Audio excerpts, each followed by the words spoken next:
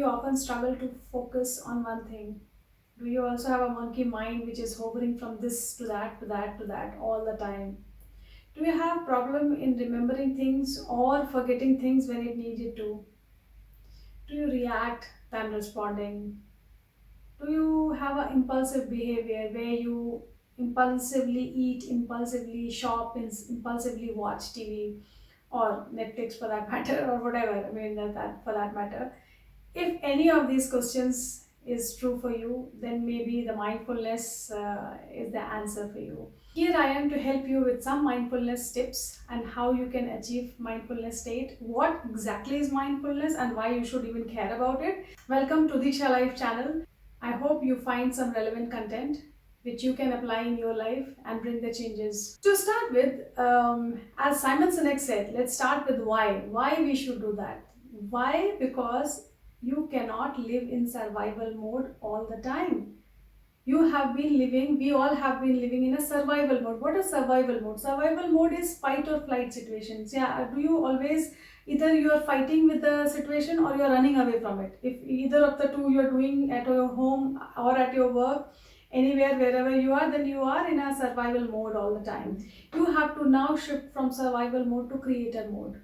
You have to create your own reality. Infinite possibilities are available for you.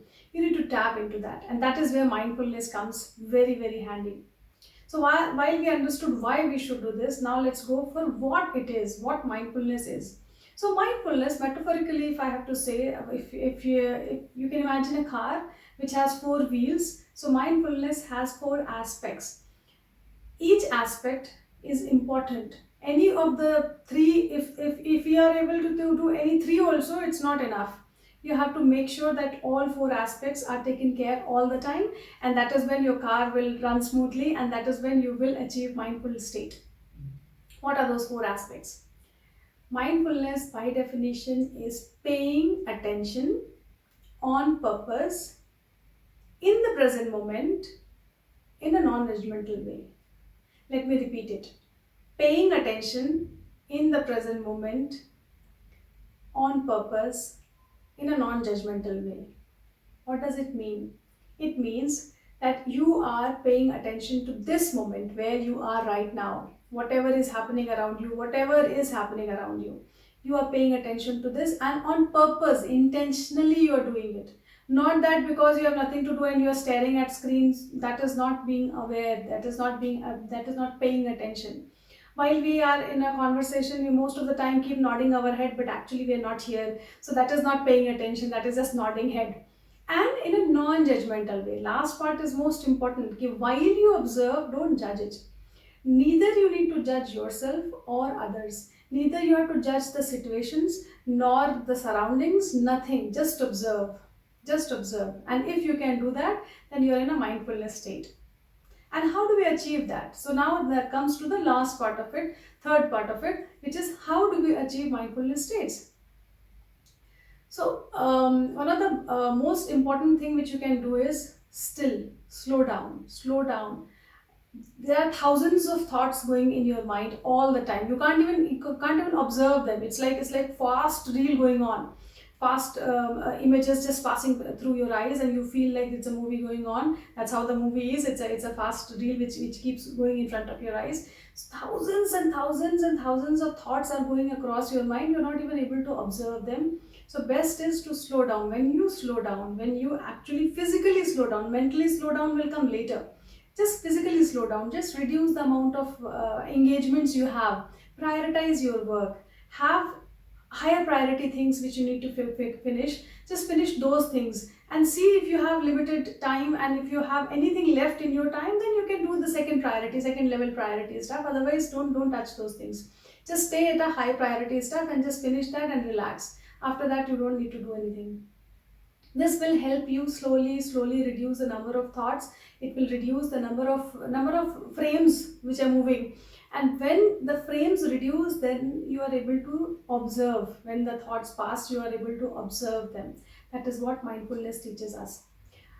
There are a couple of techniques. So for mindfulness, let's first understand the awareness part of it. Two major components of mindfulness. One is mindfulness, and second one is awareness. So let me explain a little bit more about awareness. So metaphorically again, if I say that you're in a dark room, your own room, and it's pitch dark, you can't see anything. Just imagine, just close your eyes and imagine that you're in a dark room and you can't see anything. You know your room, you can navigate, but you can't see anything. It's pitch dark. And I now hand you a torch. And with this torch, wherever you move with this torch in the room, that is where you can see things. So now this torch is your awareness, and the room is your mind, where a lot of clutter is already there, a lot of stuff is already there. Now, if you don't want like to call it clutter, a lot of stuff there. So you take this torch and keep moving in the room. So now what you did was you saw on the table there was a picture of your parents, very old picture, and you felt very happy about them, how lovely they used to look when they were young. That's a beautiful couple in your life. And then suddenly from that you saw a diary, and this diary was given by your loved one, which is no longer with you. You might have a breakup, or might have had to let go of this person, and the memory has been very bitter. So you just look at that, and because you can't let go of this person, you are still holding that diary, and you look at it and I wish we could have done better here. We could have made little bit more adjustments together with each other. And then the torch moves, and you see a bed, your own bed, and you feel, oh my God, I had such a lovely day, but it was very hectic. I wish I can sleep. I wish I can have a better sleep tonight. And then you look at something else which gives you. So what I'm trying to tell you is you're moving from happy to grief to again happy to again grief. So is that anything happening right now? No, nothing is happening. Your awareness is going into different places, and that is where your attention is going. So wherever your attention goes, energy flows, which brings us to three tools of mindfulness. So I am going to give you three power tools. This is popularized by Dandapani, and I have experienced it, experimented it, and that is where I thought I will share it with you. So three things. First one is your concentration. So when I say concentration, we have been told ever since childhood that we should concentrate, we should concentrate, we should concentrate on study, we should concentrate on our career, but nobody taught us how to concentrate. So here is a very easy pro tip. Whenever you are talking to somebody in your life, one person you pick up for 1 month at least, and talk to this person with your full attention, undivided attention, no touching phone. How much ever urge comes, how many notifications come, just put your phone upside down so that you don't look at that, and you talk to this person, and just make a habit of talking to that person. Maybe 5 minutes, 10 minutes, 15 minutes, whatever time it is. Time is not important. Importance is to hold that awareness, to hold that concentration. And once you start holding that concentration, whatever happens around you, you're not distracted because you are holding. So many of my, like I have practiced a lot concentration in my journey of as education, studies, and all that. So I can actually sit in a very crowded place. If I have a book with me, or if I am in a meditative state, I can really be there, and nothing will disturb me. Actually nothing disturbs me unless and until somebody keeps on calling my name. That's the only disturbance I have. Otherwise nothing disturbs me. I can actually stay in that state for a very long time. So that has happened because I practiced concentration. So I would suggest, if you don't have that practice with you right now, so just make that habit of giving undivided attention to one person in your life. That will bring a big change for you. Second one is willpower. So how do you empower your willpower? How do you increase your willpower, so to say? So for willpower, you have to do things what you have decided to do. You have to do them before the time which you have decided to do, and you have to do them better than you decided to do. All that will need effort, and effort is your willpower. So very simple. So if you have decided that I will go to gym every day, so please go to gym every day. Make sure that you stay there as long as you need to, and make sure you do your gymming or exercise the way you wanted to. It is a tough one because we make those resolutions and then we break it also. So let's put it into a very mundane activity. in your family, in your life, in your daily routine, whatever is the most mundane activity which you like, I don't like to do this activity, just pick that one. Say making your bed, washing your dishes, cleaning your table, or anything which you don't like to do. Pick that one and make sure that every single day you do that, and every time you do it better than what you did yesterday or the last time. This will increase your willpower, and then you can use and apply this willpower to other areas, like in your work, in your gymming, in your healthy eating routine. Then you can take this to the next levels. And the last tool to hold the awareness and being mindful is energy. Invest your energy wisely. Please be very, very, very, very, very, very to the infinite wise and conscious on where your energy is going, because wherever attention goes, energy flows. We all know that.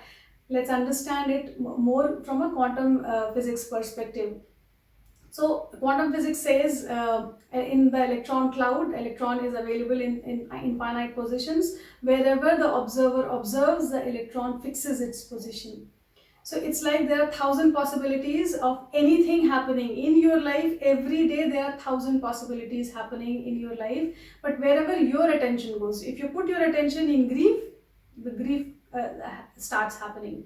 If you put your attention on sorrow, on pain, on misery, on victim, on blame, on anything, whatever, even on gratitude, even on elevated emotions like happiness, like pleasure, like love, if you put your attention there, that is what it expands. So you have to be very careful of your energy. So three tools which I gave you: concentration, willpower, and energy. If you can bring these three together in your control, then you can actually control your mind. You can actually do what you want to do, and you can make it do what you want to do, instead of you becoming the victim of mind or the monkey mind, so to say. So this is how I have practiced. It has really worked for me, and I really felt like sharing it with you.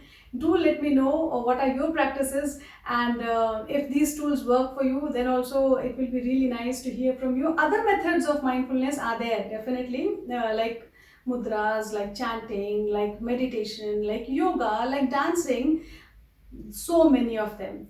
Wherever you put all these four aspects, you are in a mindful state. Whatever you do, whatever it is, dancing, it is singing, it is writing, it is journaling, it is cooking, it is just being on bus going somewhere, you are in a mindful state. Four aspects, let me repeat those four wheels again: paying attention in the present moment, on purpose, in a non-judgmental way. Please remember these four aspects, and all the time try to keep aligning yourself, and you will see wonderful results. I have seen that, and I'm very confident about you. Thank you so much for joining us on DeekshaLife channel. We will keep sharing our experiments and lived experiences with you, and would love to hear from you as well. Thank you.